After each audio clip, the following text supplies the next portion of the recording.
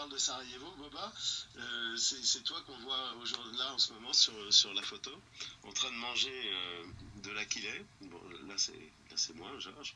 Et donc moi je pense que c'était très important de partir, de commencer un livre sur le changement climatique, sur toutes les raisons, donner des raisons simples, parce que les gens ne s'imaginent pas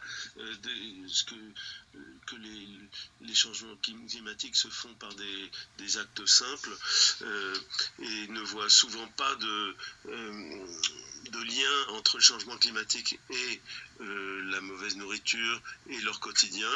Et ça m'a paru très important de commencer à Sarajevo, parce que déjà à Sarajevo, c'est là où la Première Guerre mondiale a été enclenchée, et c'est cette Première Guerre mondiale qui a donné l'importance du pétrole, qui a mis le pétrole comme en selle finalement, avec le moteur diesel.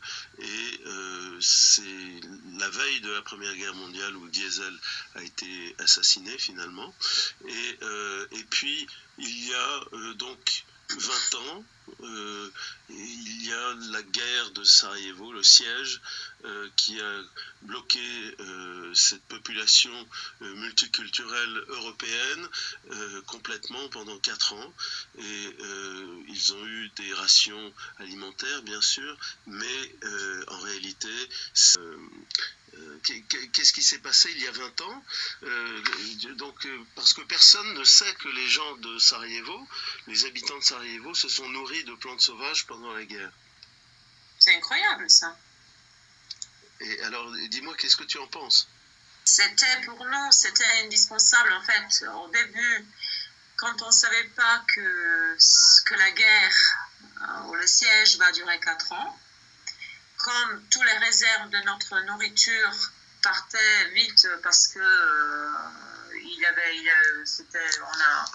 on a utilisé tout ce qu'on a eu dans la maison.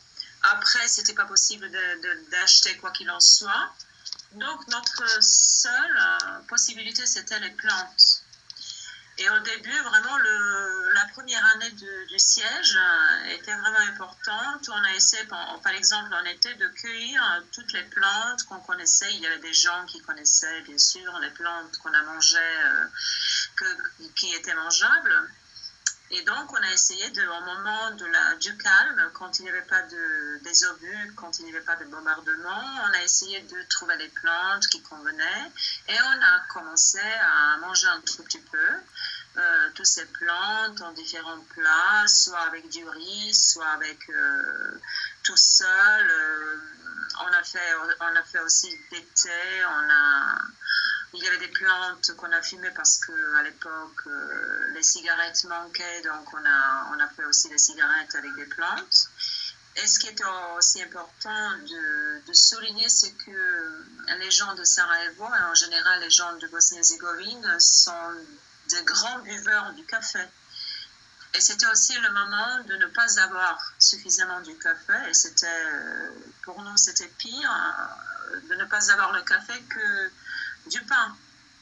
Donc, on a bu aussi, il y avait cette plante, j'ai oublié comment elle s'appelait parce qu'il y en avait plusieurs, dont la racine, on a utilisé pour faire un petit café. Et voilà, on avait tout. Après, quand la guerre prenait son rythme, si tu veux, régulier, on a commencé à recevoir des rations militaires. Et c'était comme une sorte de l'aide humanitaire pour Sarajevo et pour les habitants de Sarajevo. Mais moi, personnellement, une fois, j'ai donné une petite ration que j'ai eue à mon petit chat. Et le chat ne voulait pas manger ça. Et pour moi, c'était un signe qu'il ne faut pas toucher, qu'il faut essayer de trouver d'autres moyens de la nourriture. Et moi, je suis restée fidèle aux plantes. Bien sûr, j'avais mangé aussi un peu de conserve des poissons ou un peu de viande qui était bon. Mais en général, je suis restée fidèle aux plantes, aux fruits, Et tu en manges toujours de ces plantes sauvages? Ces plantes sauvages... Les gens à Sarajevo les utilisent encore? Non, parce que après le siège, la vie a repris. Une vie normale a repris, bien sûr. Donc, le processus de contamination de nourriture a commencé en Bosnie avec la nourriture fast food, la nourriture qui n'est pas bonne. Donc les gens, j'imagine que les gens de Sarajevo qui ont eu besoin d'une vie normale, ils ont accepté ces règles, bien sûr, du monde moderne. Donc ils ont commencé à manger très mauvaisement. Et dernièrement, dans les dernières années, il y avait un trend de continuer de manger bio et de manger des choses plus saines, parce que la Bosnie, à l'époque, bien sûr, tout était bon, tout était sain. Même aujourd'hui, la viande, par rapport à la viande qu'on peut trouver en France ou ailleurs, la viande en Bosnie est très bonne. Et toi, Georges, tu as eu une possibilité de la goûter. Ah oui, c'était délicieux. Voilà, donc je crois que la viande est bonne, des légumes c'est bien, mais en ce qui concerne les plantes, je pense que les gens ne les mangent pas. Ce qu'ils mangent, c'est des plantes en fait qui sont des salades sauvages, comme la roquette sauvage. Je crois que ça s'appelle roquette, non? Oui. Et, donc ils mangent ça, ou... voilà. Sinon, pour se soigner, on utilise beaucoup de plantes, non, à Sarajevo? Pour se soigner, oui. Pour se soigner, ici, on n'aime pas beaucoup les médecins. La médecine, bien sûr, est bien développée, mais les gens préfèrent boire des tisanes. Et c'est vraiment une tradition assez longue. Je me souviens quand j'étais petite, ma grand-mère avait un copain qui était le fameux docteur de plantes.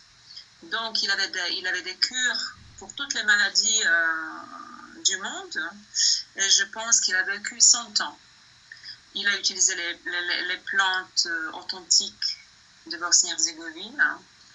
Et aujourd'hui, chez nous, dans les montagnes, il y a des plantes vraiment sublimes qui soignent toutes les maladies. Il y a beaucoup de cantharillon, il y a beaucoup de valériane, il y a comment s'appelle cette plante? Il y a même des boutiques, non, qui vendent ces plantes? Il y a beaucoup de boutiques où les gens vendent des plantes, des plantes séchées pour les tisanes, aussi des plantes pour les différentes maladies, oui. Et je crois que les gens, en fait, je sais que les gens en Bosnie utilisent beaucoup de plantes pour se soigner, oui. Merci Boba.